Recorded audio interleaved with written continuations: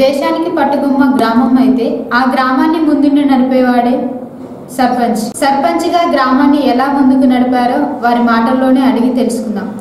నమస్కారం సర్పంచ్ గారు. దేశానికి పట్టుకొమ్మ లాంటి గ్రామం అయితే ఆ గ్రామాన్ని నడిపే నాయకుడే సర్పంచ్. అటువంటి సర్పంచ్ బరిలో ఉన్న నాయకుడితో ఈరోజు మనం ముఖాముఖి. ప్రస్తుతానికి మనం నల్గొండ డిస్టిక్ మాడుగుపల్లి మండలం ధర్మాపురం గ్రామంలో ఉన్నాం. ఆ గ్రామంలో ఉన్న సర్పంచ్ అభ్యర్థితో నేటి ముఖాముఖి. నమస్కారం. మీ పేరు? చింతరెడ్డి. రాజకీయంలోకి ఎలా వచ్చారు?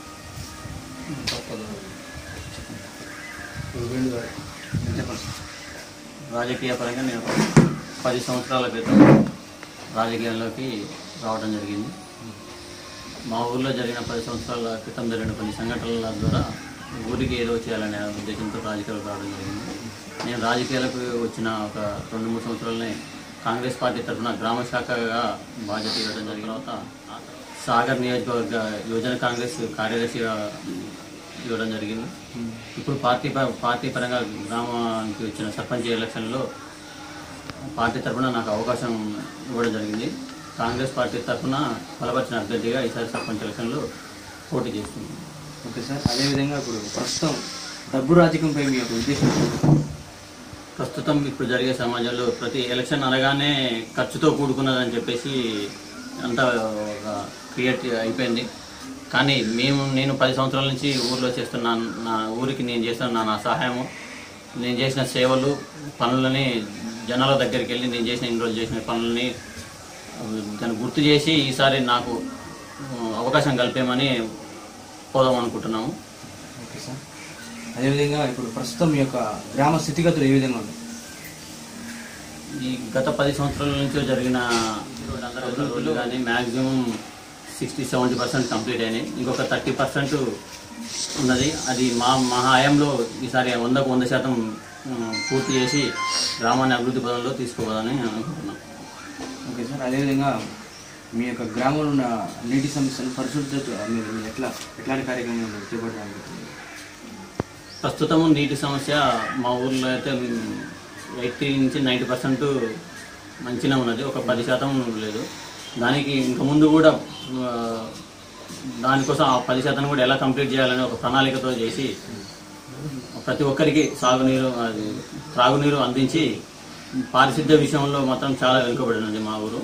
దానికి ఖచ్చితంగా ఈసారి వచ్చిన నిధుల్ని సద్వినియోగం చేసుకొని పారిశుద్ధ్య విషయంలో మాత్రం చాలా జాగ్రత్త తీసుకుందామనే ఆలోచనలో ఉన్నాం. అదేవిధంగా మీ యొక్క గ్రామంలో ఉన్న రోడ్డు సమస్యను ఎలా అధిగమించాలనుకుంటున్నారు? రోడ్డు సమస్య, రోడ్లు, అంతర్గత రోడ్లు ఇప్పుడు చెప్పాము కదా, ఒక 80% ఉన్నాయి. కానీ మా ఊర్లో వ్యవసాయ ఆధారిత ఊరు చేయబట్టి డొంక రోడ్లు, చిలకల్లో రోడ్లు చాలా ఇబ్బందిగా ఉన్నాయి. దాని మీద కూడా ప్రధాన దృష్టి పెట్టాలని అనుకుంటున్నాం. మీరు ప్రజలకు ఎట్లా అందుబాటులో ఉండాలనుకుంటున్నారు గ్రామంలో? ఇప్పటి వరకు ఎలాంటి బాధ్యత లేకున్నా కానీ గత 10 సంవత్సరాల నుంచి ప్రజలకు అందుబాటులో ఉంటున్నాము. అన్ని చిన్న సమస్యలు ఏదున్నా కానీ సర్పంచ్ ఎవరున్నా కానీ నేనైతే నా వంతుగా ఉంటున్నాను.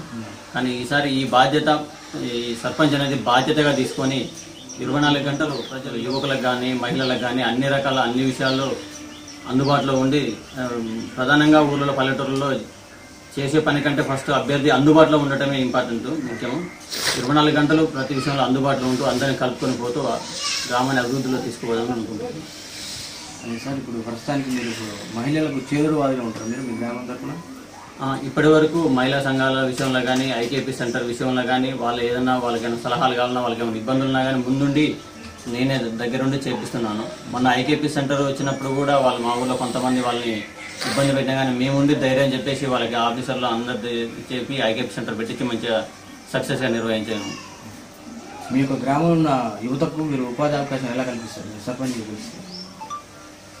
గ్రామంలో యువకులు ప్రధానంగా చదువుకున్న వాళ్ళు, వాళ్ళకి మౌలిక వసతులు లేక సిటీల్లోకి వెళ్ళి ఈవెంట్స్కి ప్రిపేర్ అవ్వడం అట్లాంటి వాటికి బాగా ఇబ్బందిగా ఉంది.